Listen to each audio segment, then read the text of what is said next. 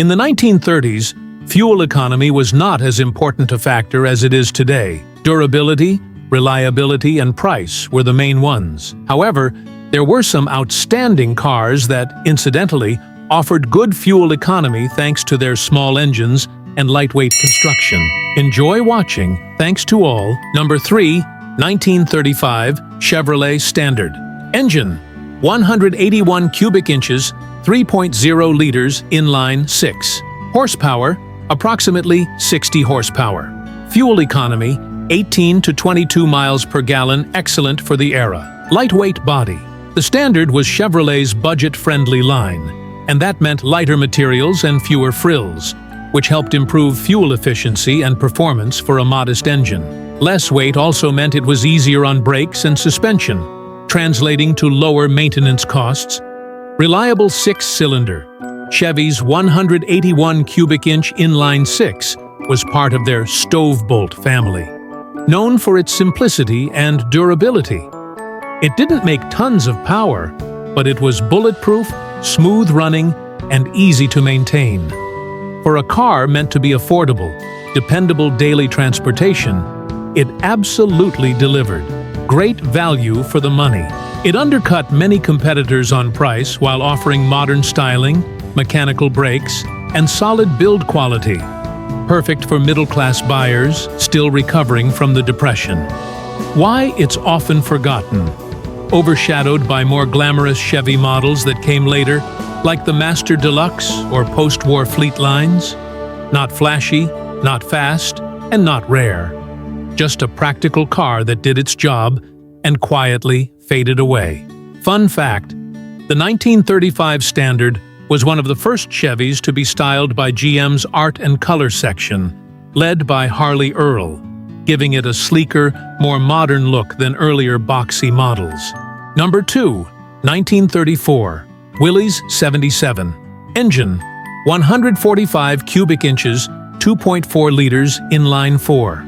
Horsepower, approximately 48 horsepower. Fuel economy, 28 to 32 miles per gallon. Outstanding, even by today's standards, for a gas car. Built for the budget. In the middle of the Great Depression, most people couldn't afford big sedans or flashy coupes. The Willys 77 was one of the cheapest cars in America, with a price tag around $500 to $600. Its small, lightweight body kept running costs low, perfect for cash-strapped families. Its little 145 cubic inch 4-cylinder was frugal, but surprisingly durable, getting up to 32 miles per gallon, which was stellar for the 1930s. Simple and serviceable. No fancy tech here, just straightforward, honest mechanics. That meant it was easy to repair in your garage or barn, which was huge during an era when every penny counted. What held it back? Underpowered. It struggled at highway speeds or on steep hills, especially when loaded. Pretty Spartan. No luxury, not much style, and not particularly comfortable for long trips. Willys was a small company, and after 1936, the 77 was dropped as the company went through financial trouble and reorganization. Fun fact, the Willys 77 later became a favorite of hot rodders and drag racers in the 1950s to 60s because of its tiny size and light weight. They'd stuff in big V8s and turn them into Willys gassers, which dominated early drag strips. Number 1, 1939 American Bantam Roadster. Engine, 747 cubic centimeters, 0.75 liters, inline 4. Horsepower, approximately 20 horsepower. Fuel economy, 40 to 50 miles per gallon. Top speed, 50 to 55 miles per hour, on a good day, with tailwind and a prayer. Why it ranks number 1 for efficiency? Tiny, featherweight design. We're talking under 1,200 pounds curb weight, practically a go-kart by modern standards. That tiny size meant minimal rolling resistance and excellent mileage, even with such a small engine. Designed during the Depression with fuel prices and economy in mind. Its nearly 50 mpg made it the most efficient American car of the era, and one of the best in U.S. history. Full stop. American ingenuity.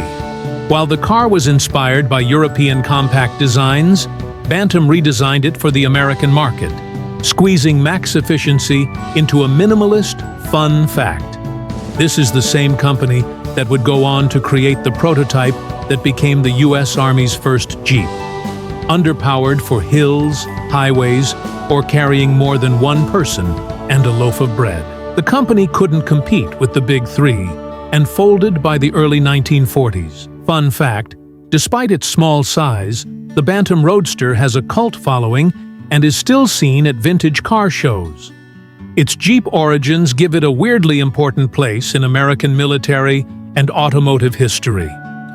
The 1939 American Bantam Roadster was America's original gas sipper, a microcar built during tough times, designed to go far on fumes.